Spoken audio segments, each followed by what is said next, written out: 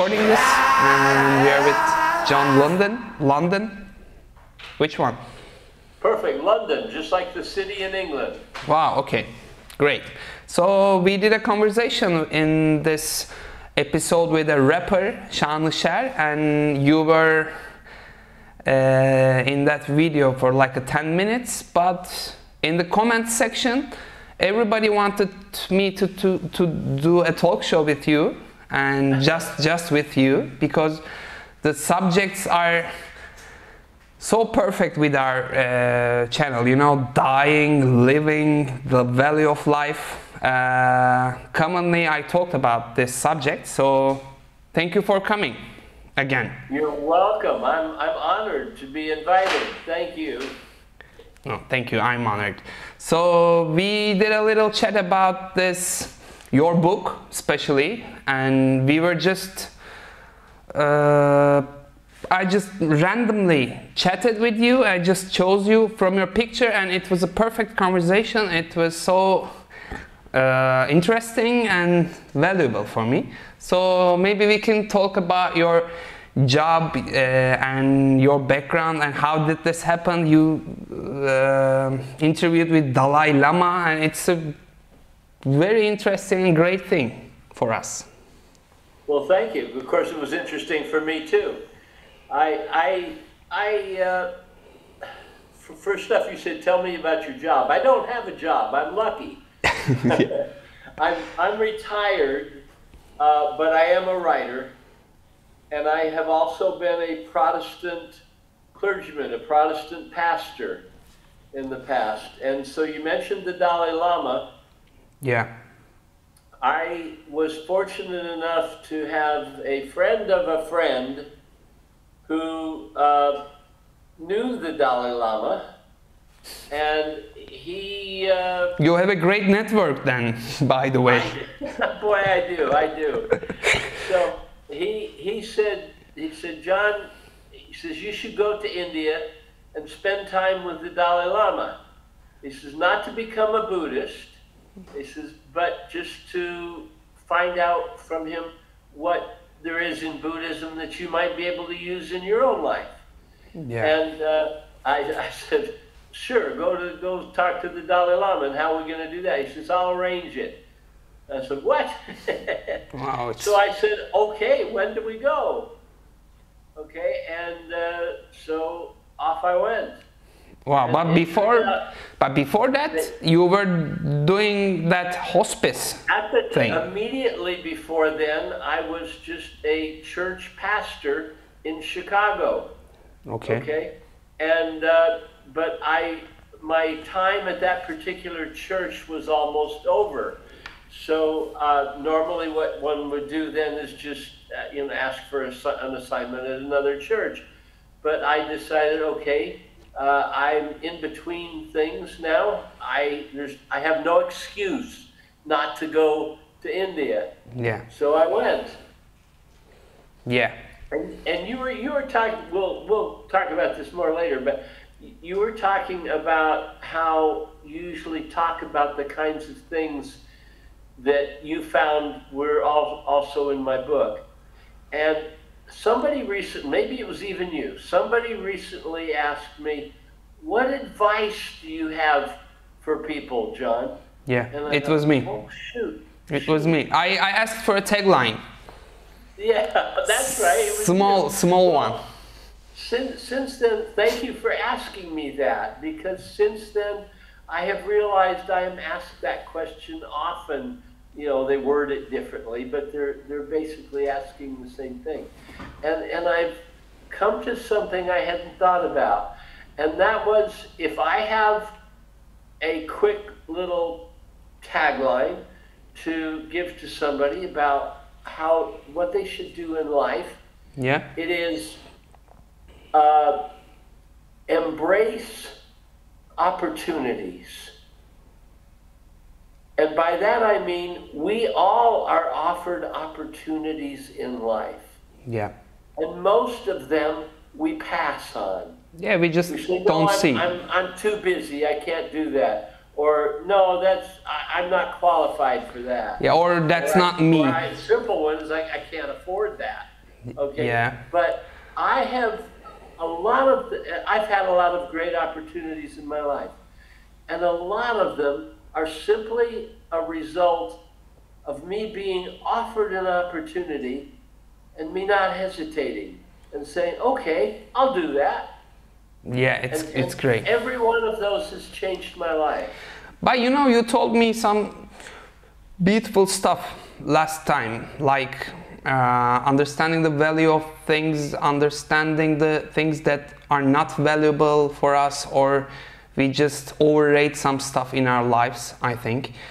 And yes, and that probably came from my first meeting with the Dalai Lama. I was a Christian minister. I was meeting with the leader of Tibetan Buddhism, a Nobel Prize winner. Okay, it was a little awesome.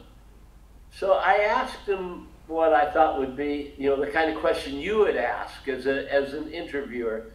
I said, I'm a Christian pastor, and I'm learning about Buddhism.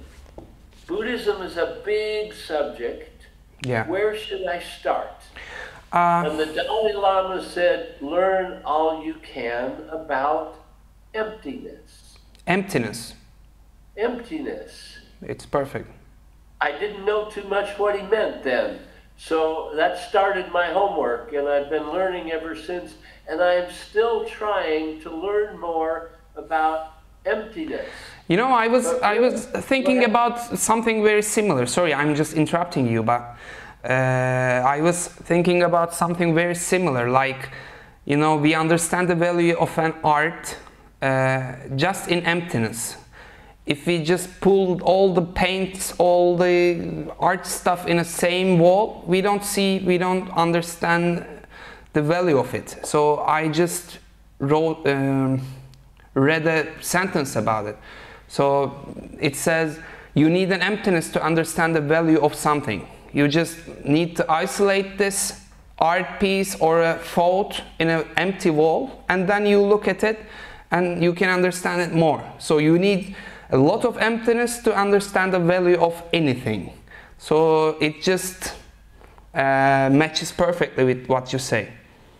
Yeah, and I've come to realize that emptiness, that can mean a million different things depending on who's trying to understand it. Okay, for the Dalai Lama, his basic, he can talk for hours on it also, but his basic understanding of emptiness is things are empty of the significance, the meaning that we give to them. Okay, that things intrinsically have no value. So we ascribe value to them. Yeah. And that may or may not be correct. Yeah. And so the Dalai Lama is saying, to learn all you can about emptiness is to discover that the things are empty of the usual value that we ascribe to them. Yeah. For example, for many of us, our job defines who we are. Yeah. In reality, our job does not define who we are. Yeah. Okay? Our job is empty of any meaning in that respect. Yeah. But the main question is, I think, valuing the life, right, itself. Yeah, I think that's, and valuing it without assigning meaning to it.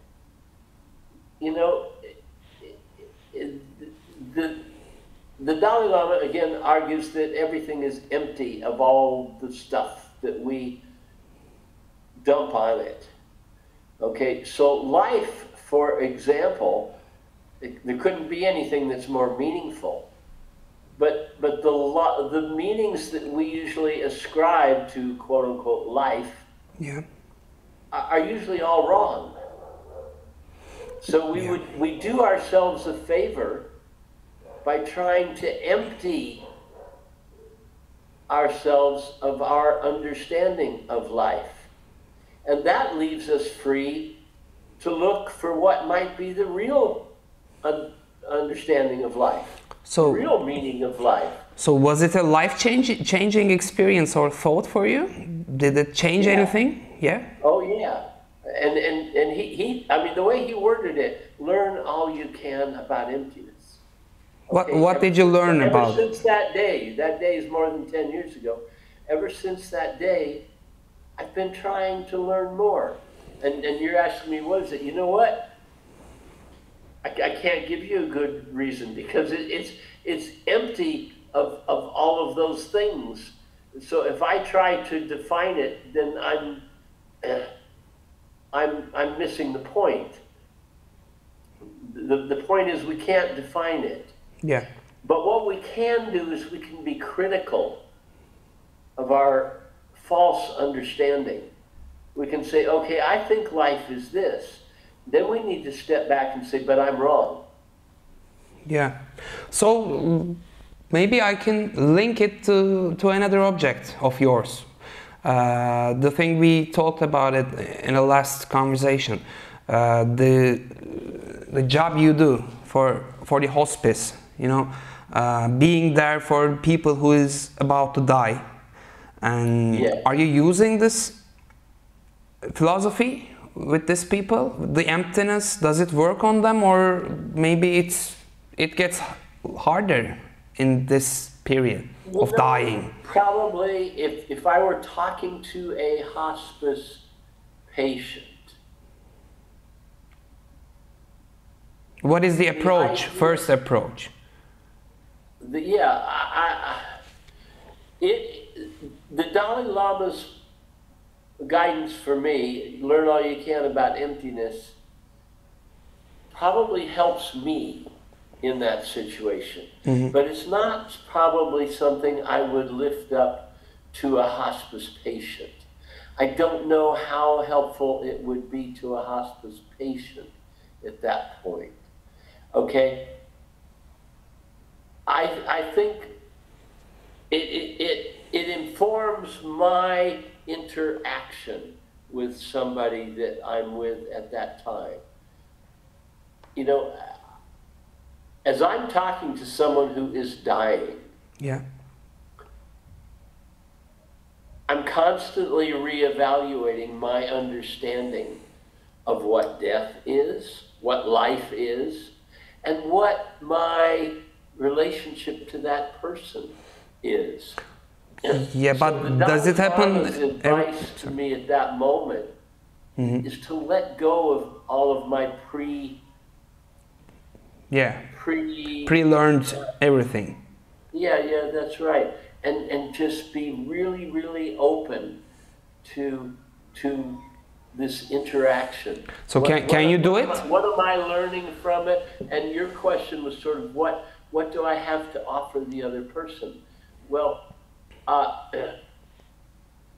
the number one thing that I have to offer is making space and time to be with him, however that works out. That was what I was pleased with your invitation to come talk this morning. Is the one nice thing that Cambly offers to me and to the students I talk with. We're ostensibly there to help him improve his conversational English. Yeah. But we do that with conversation. And with Cambly, it's totally unstructured. Yeah. We don't use lesson plans. Yeah, I love it. Fill in the blanks. You know, we don't do that kind of stuff. We just talk. Yeah. And so. Yeah, you know, I randomly called you, and I just found myself in a conversation about dying, life, Dalai Lama. It was so random, and you know, randomness is my favorite thing in life. So I'm so excited today. Well, and randomness is probably, you know, the Dalai Lama said, learn all you can about emptiness. Well, is there any randomness? Like Do you He might believe? just as well have said, learn all you can about randomness.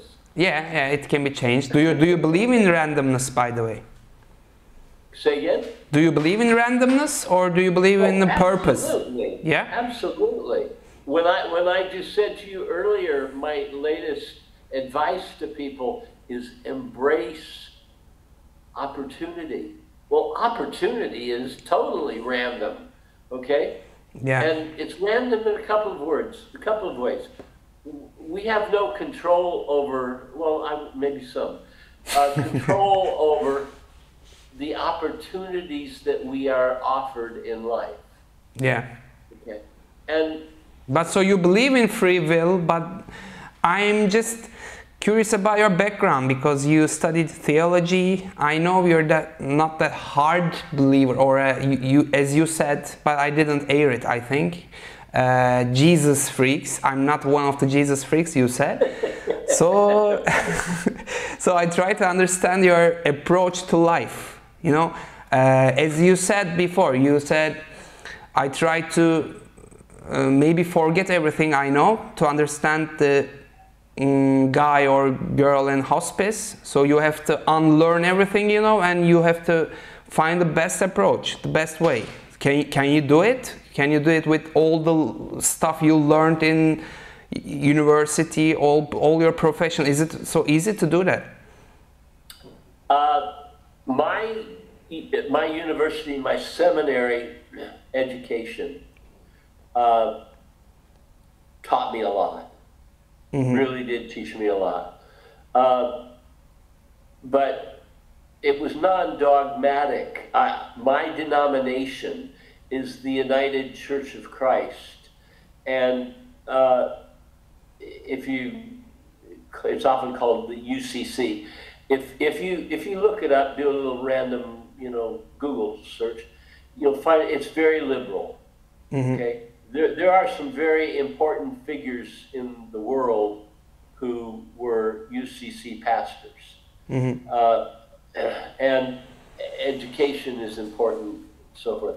But I took a course which was in pastoral care, pastoral counseling, and I learned what the Dalai Lama said, learn all you can about emptiness, and I've come to understand that to mean let go of all your preconceived notions.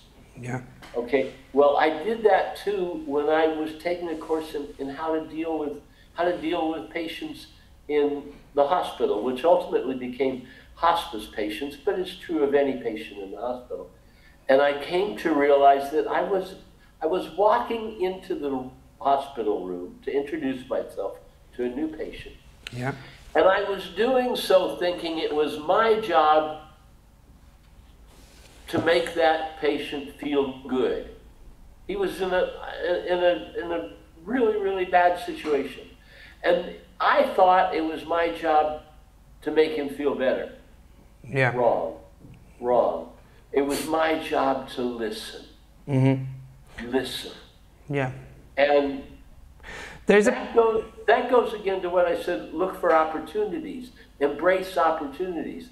One of the ways that you start to embrace opportunities is to listen so that you know what opportunities are out there. I'm finding teaching conversational English is a form of counseling. I had no idea that would be the case when I did it. I started because I answered an ad for Cambly. They were looking for native English speakers to tutor English. Yeah. And I thought, well, that's me. I can do that. Okay, but I thought that it was going to be a real teaching kind of a thing. It has turned out to be much more counseling because, as I said before, with Cambly, the conversations are freewheeling. They're whatever I want to talk about, whatever the student wants to talk about. And they vary. Some students are there because they're getting ready to take an English test so they can be admitted to a university. Some are there because they have a new job. They're going to be dealing with foreign customers, American, European customers. They want to be able to speak English. Yeah. Okay. For many of them, it all differs. Well, if it, for example, is for a job, that job is going to be life-changing. Yeah. Okay. Everything is life-changing actually for me.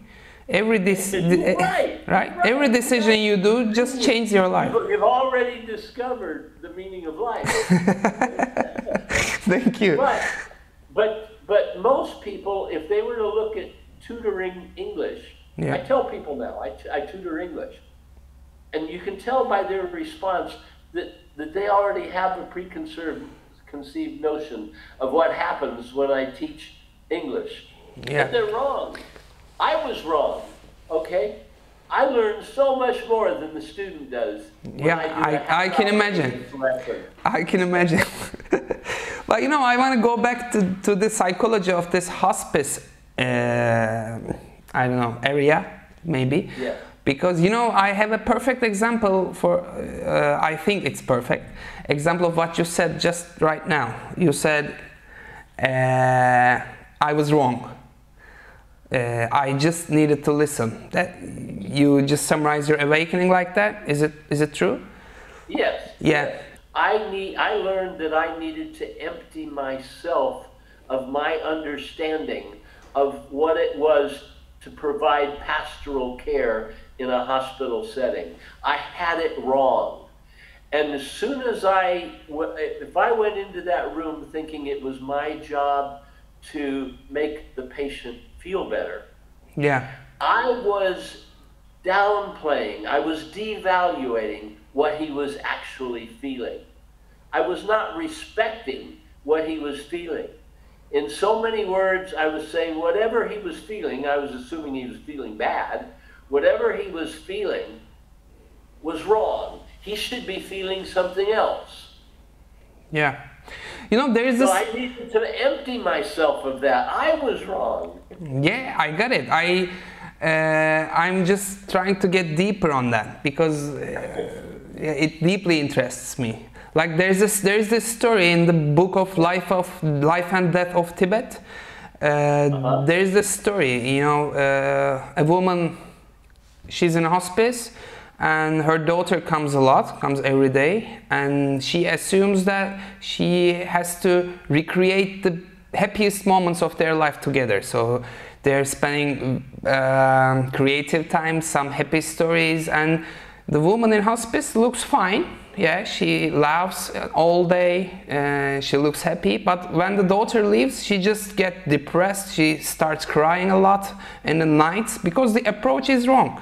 Because she feels that she has to recreate all the good stuff and she has to remind her mother that they lived a perfect life together, but it's wrong because she's leaving now and she doesn't have to realize that she had a good life because she's living it now, and she has to leave all that depressive and maybe mysterious or scary moments alone, because when her daughter is there, she's just trying hard to keep her up, but after that she just, all that hard stuff is with her, with the mom, and that was a perfect moment for me to understand that that you're saying just listen what she wants. Yeah, and that is so freeing, because if we think it's our job to make everybody happy, we are never going to succeed. Yeah. Okay, but if we realize that's not our job, our job is to listen. Well, anybody can do that. Yeah, you think? Yeah. Not sure. Yeah. Well, you have to. Most people don't do it because they lay over the situation their own preconceived notions of what they should be doing. Yeah. And it's very hard. It's very hard to understand what to do. Yeah, I'm not saying listening effectively is easy, but I'm saying it is easy to understand the idea that listening may be better than walking into the room with a preconceived notion of what you're supposed to be doing. Listening just involves paying attention. And your example is classic, where she thought it was her job to cheer everybody up. Yeah. And she did that by telling stories of the good times we had. Yeah. Okay. But you know what? Again, I don't want to look like I've got preconceived notions, but instead of trying to make everybody happy, it can be, the biggest thing is to be with others in their pain. Yeah. That was something I learned in seminary. It is not your job to take away their pain. It is to be with them in their pain. Yeah, but does it work every time? Because I think the value of life. Oh, we're all better or worse at it than others, and it takes time to learn it. But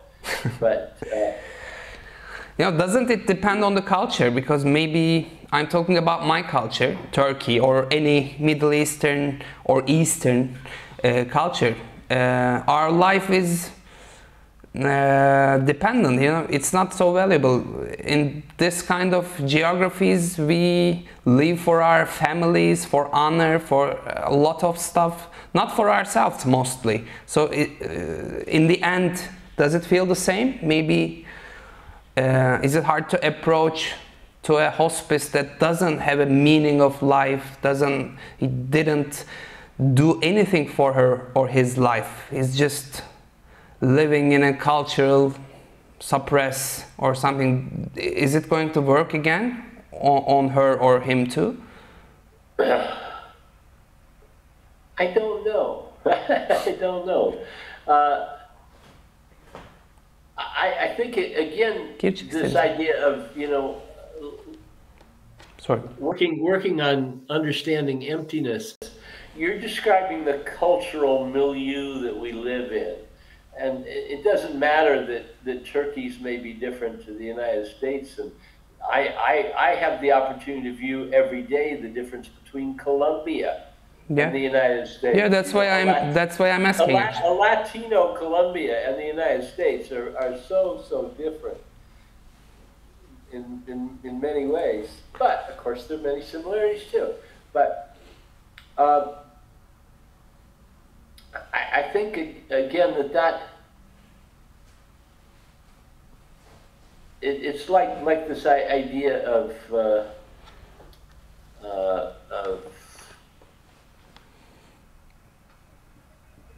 trying to let go of our preconceived notions. Yeah. Our preconceived ideas of what is what. What I learned from the Dalai Lama is, if I'm reading wisdom that is Buddhist in nature, I pay attention to it because it's probably right and I'm probably wrong. We cannot know. No. And that's why the Dalai Lama didn't tell me everything you know about emptiness is wrong. What the Dalai Lama said was learn all you can about emptiness. That's different. Yeah, of course. Learning the emptiness. It's like oxymoron, but okay. Exactly. Yeah, I mean, you're right. It's an oxymoron because on the surface it looks like he's saying, fill your understanding with something different. He's not even saying that. He's not even saying that. And he's saying, learn all you can about emptiness. And the 25-cent definition of emptiness is everything is empty of the meaning we normally give it. Mm-hmm. So we need to be open to finding new meaning. But isn't it hard for you? Or is it getting easier or harder for you? Maybe it's a better question. Because you're getting close to death every day, we are.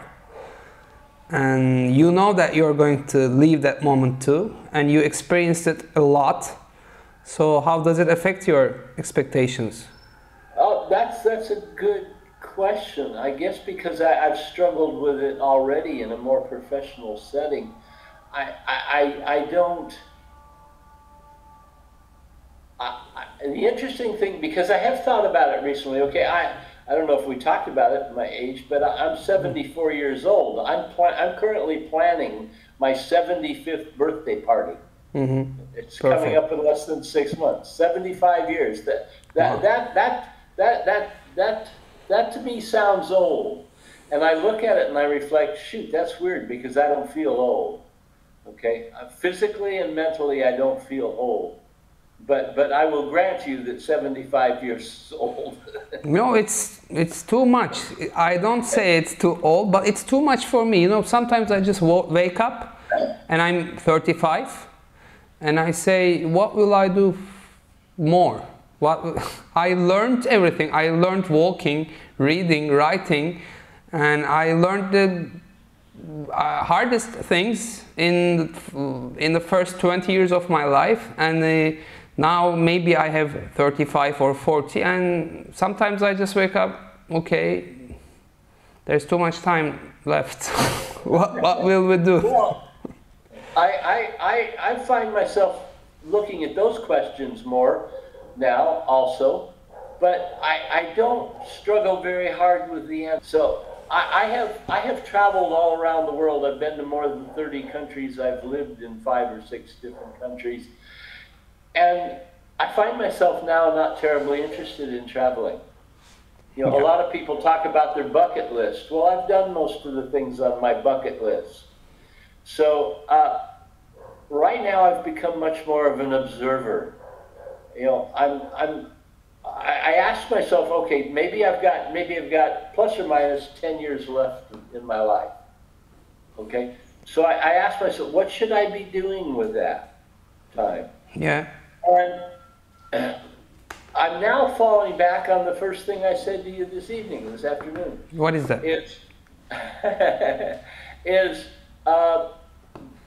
embrace opportunities. It is a nice encapsulation of what I have learned, but I have been embracing opportunities all my life. And so now I am able to look at you in the eye and say, embracing opportunities is a good thing. Yeah, that's a good tagline, and it's a good finish. Yeah, I have to thank you for... It's not a finish. It's not a finish in that I believe I have roughly 10, maybe 10 years. I said I'm coming up on 70. No, the finish of our show, not your life. Okay, all right. Sorry about that. I didn't mean that, of course. No problem. So we've still got 44 minutes according to my computer here, and so we can come up with many taglines for your radio station. We're gonna keep your editor very busy. No, it's not for our editor. It's 40 minutes. We passed and it was perfect. Maybe we can do it again with another subject. Maybe we have to finish in the crescendo because I like the summary of it. It was like a loop, and the finishing is perfect for me, if it's okay for you. All right. Well, if you're going to engrave something and put it up on the shelf of your office, that would be mine, is simply embrace opportunities. Thank you. I will do that. All right, my friend. All right. Anytime you feel like talking, just pick up the telephone. Okay, thank you. You too. I don't know if you're going to need it, but you too. You can do that too. Well, people think Cambly is about learning English. No. It's about having an English-speaking person that you can talk to anytime you want. Yes. Embrace your opportunities, and bye-bye. Bye-bye, my amigo. Thank you. Ciao.